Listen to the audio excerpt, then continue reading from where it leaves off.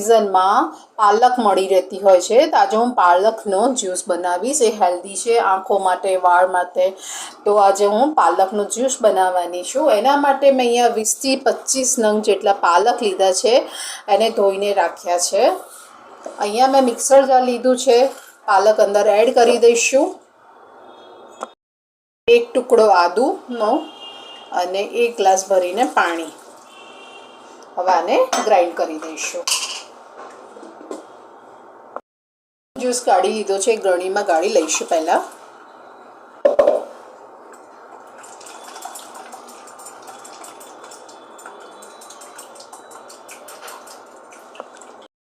આમાં અડધી ચમચી જેટલું બ્લેક સોલ્ટ, 1 ચમચી જેટલું જીરા પાવડર અને અડધું લીંબુ એડ કરી દઈશું અને મિક્સ કરી દઈશું.